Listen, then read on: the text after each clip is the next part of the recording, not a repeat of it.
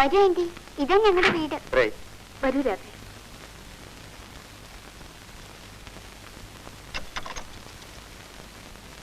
ബാങ്കിൽ പോകുന്ന സമയമായി, ഞാനൊന്ന് കുളിച്ച് റെഡിയാവട്ടെ. വരൂ ആന്റി, ആന്റിയുടെ കയ്യിൽ നിന്ന് വിടുമുള്ളേ. ആന്റി വരും. രാധ വേണമെങ്കിൽ ഒന്ന് കുളിച്ച് ഫ്രഷ് ആയിക്കൊള്ളൂ. ഇന്നലെ രാത്രി തീരെ ഉറങ്ങിയില്ലല്ലോ. ടവല് സോപ്പ് ഇതിനകത്ത് തന്നെ ഉണ്ട്. രാധയ്ക്ക് മാറാൻ സാരി എടുത്തോണ്ട് വരാം. എന്താ രാധ, ഇത് രാധയുടെ സ്വന്തം വീട് പോലെ കരുതിയാൽ മതി. വരൂ മോളെ, മോക്ക് കുളിക്കണ്ടേ? ഞാൻ ആന്റിയുടെ കൂടെ കുളിച്ചോളാം. ഇവൾക്ക് ആരെങ്കിലും കിട്ടിയാൽ മതി. ഇനി രാധയുടെ പാടായിരിക്കും.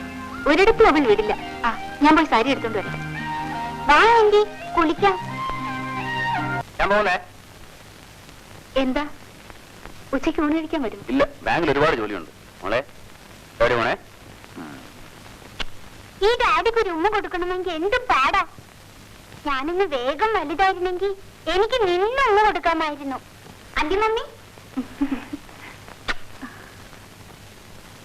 ബാങ്കിലേക്ക് പോകുന്ന വഴി വേണുവിനെ ഒന്ന് അന്വേഷിക്കാം. രാധ ധൈര്യമായിട്ടിരിക്കും. ഞാൻ പോട്ടെ. വരൂ രാധ, കാപ്പിടിക്കാം.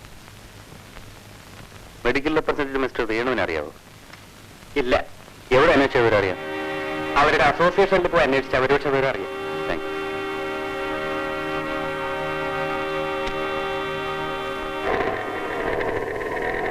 വേണു മദ്രാസിൽ ഒരു കോൺഫറൻസിൽ പോയിരിക്കുകയാണ്. പുള്ളി എവിടെയാണ് താമസിക്കുന്നതെന്നറിയാം. ഫ്രം അഡ്രസ് എനിക്കറിയില്ല. വന്നാൽ ഇവിടെ റിപ്പോർട്ട് ചെയ്യും. എന്ന് വരുമെന്നറിയാമോ? കൃത്യമായി പറയാൻ പറ്റില്ല. ശരി, ഞാൻ പിന്നീട് ഒന്ന് കണ്ടോളാം. ശരി.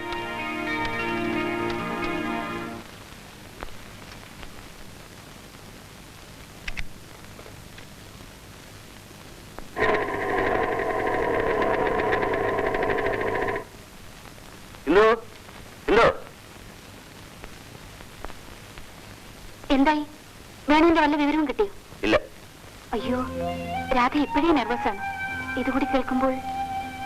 വേണു മദ്രാസിൽ കോൺഫറൻസിൽ പോയിരിക്കുകയാണെന്നാണ് അവരുടെ അസോസിയേഷൻ അറിയാൻ കഴിഞ്ഞു.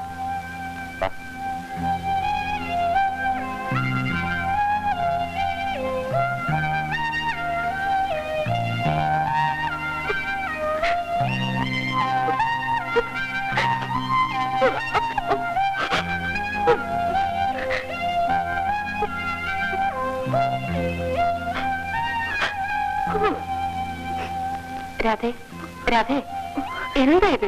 കൊച്ചുകുട്ടികളെ പോലെ എഴുന്നേൽക്കൂ. നമുക്ക് വേണുവിനെ കണ്ടുപിടിക്കാം. രവിയേട്ടൻ അന്വേഷിക്കുന്നുണ്ട്. വേണുവേട്ടനെ കണ്ടില്ലെങ്കിൽ ഞങ്ങളൊക്കെ ഇവിടെയില്ലേ? ഞാനൊരു അനാഥയാണ് ചേച്ചി. അങ്ങനെ വിചാരിക്കരുത്. നിനക്ക് എത്രയെങ്കിലും ബന്ധങ്ങൾ ഈ ലോകത്തുണ്ടല്ലോ. എന്റെ കല്യാണം കഴിയുന്നതുവരെ എനിക്കാരുമില്ലായിരുന്നു. അച്ഛനും അമ്മയും ആരും. ഈശ്വരൻ നിന്നെ കൈവിടില്ല. നീ വിഷമിക്കാതിരിക്കൂ.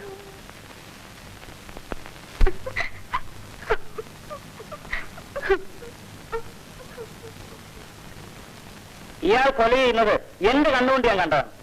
ഇല്ല, ഇല്ല, ഞാനൊരു കുറ്റവും ചെയ്തിട്ടില്ല. ഇയാൾ പറയുന്നത് പച്ച കള്ളമാണ് മതി. ഞാൻ ഒരു തെറ്റും ചെയ്തിട്ടില്ല. എന്നെ തൂക്കിലേറ്റിയാൽ എന്റെ ഭാര്യയും കുഞ്ഞും വഴിയാധാരമാവും. എന്നെ ശിക്ഷിക്കരുത്, എന്നെ ശിക്ഷിക്കരുത്. ഞാൻ നിരപരാധിയാണ്. ഞാൻ ഒരു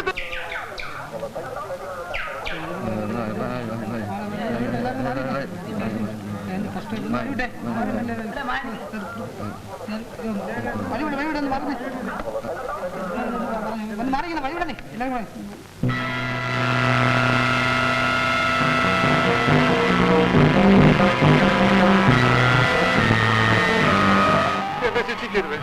ഞാനൊരു കൊലയാളിയല്ല. എന്നെ തൂക്കിലേറ്റിയാൽ എന്റെ ഭാര്യയും കുഞ്ഞിനും വഴിയാധാരമാണ്.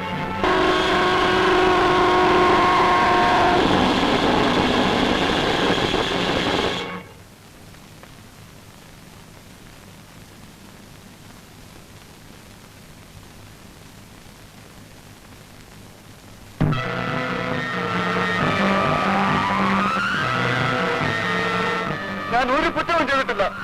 ഇയാൾ പറയുന്നത് കള്ളമാണ്.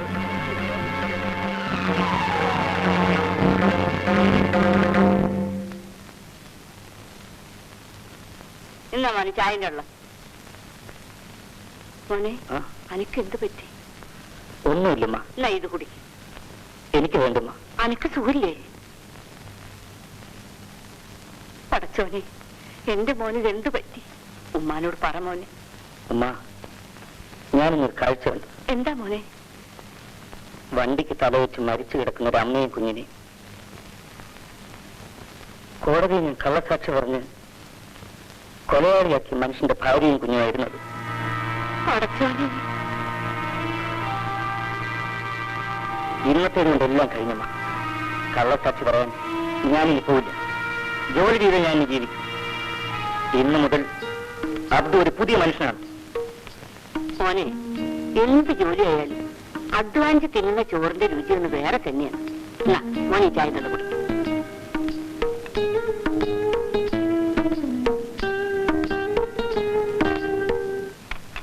ഹലോ, അതെ, മിസ്റ്റർ സുന്ദരേശനുണ്ടോ? ഉണ്ടല്ലോ.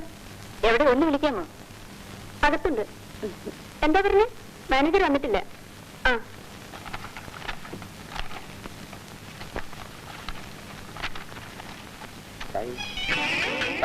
എന്താണോ ചായക്ക് ഇത്ര താമസം? ചായയിൽ പൊക്കിക്കൊണ്ട് വരണ്ടേ?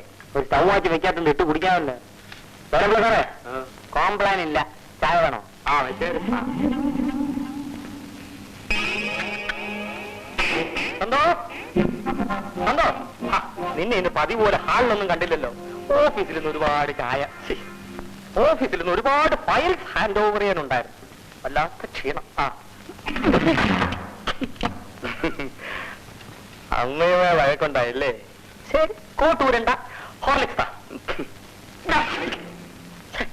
എന്താ സന്തോ ഇത്? വൃത്തിയുണ്ടായിരുന്നു. നിങ്ങൾ എന്നെ വഞ്ചിച്ചു. നിങ്ങൾക്ക് ബാങ്കിൽ എന്താണ് ജോലി? ഓഫീസർ. ഓഫീസറുടെ ജോലിയാണ് ചായ സപ്ലൈ ചെയ്യുന്നത്. ചായ സപ്ലൈ? നീ എന്തോ പറയാൻ സന്തോ? എനിക്കൊന്നും മനസ്സിലാവുന്നില്ലല്ലോ. എനിക്കെല്ലാം മനസ്സിലായി. നിങ്ങൾ പിയോടാണ്.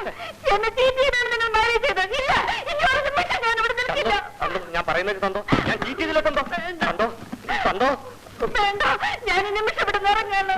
സന്തോ, നീ എങ്ങോട്ടും പോണ്ട സന്തോ. നീ ഇല്ല, എനിക്ക് ജീവിക്കാനാവൂല്ലോ സന്തോ. സന്തോ, SSLC-കാരനും പിയോണുമായ ഒരു ഭർത്താവ് എന്റെ സ്റ്റാറ്റസിന് ചേർന്നല്ല. നീ വിഷമിക്കാതെ. എല്ലാ പ്രശ്നത്തിനും ഞാൻ പരിഹാരം ഉണ്ടാക്കാം സന്തോ. എങ്ങനെ? നീ വാ, ഞാൻ പറയാം. ഒന്നാമത്തെ പ്രശ്നം, ഞാൻ SSLC ആണെന്നുള്ളതല്ലേ. നാളെ ഏതെങ്കിലും ട്യൂട്ടോറിയൽ കോളേജ് ചേർന്ന് BSc വരെ പഠിച്ചാൽ ആ പ്രശ്നം തീർന്നു. രണ്ടാമത്തെ പ്രശ്നം, ഞാൻ ബാങ്കിൽ ഓഫീസർ അല്ല എന്നുള്ളത്. BSc വരെ പഠിച്ച് എനിക്ക് പ്രമോഷൻ കിട്ടും. അതോടെ ചായ കൊടുപ്പ് നിൽക്കും. അപ്പോഴും നിന്റെ പ്രശ്നം ബാക്കി കിടക്കുന്നു. നീ പ്രസവിക്കുന്നതിന് പകരം എന്റെ അമ്മ പ്രസവിച്ചാൽ മതിയോ? ഞാൻ സുന്ദരേശനാണെങ്കിൽ ഇന്ന് ഈ നിമിഷം നിന്റെ പ്രശ്നത്തിന് ആദ്യം പരിഹാരം കാണും. നിന്റെ പ്രശ്നം പരിഹരിക്കണം.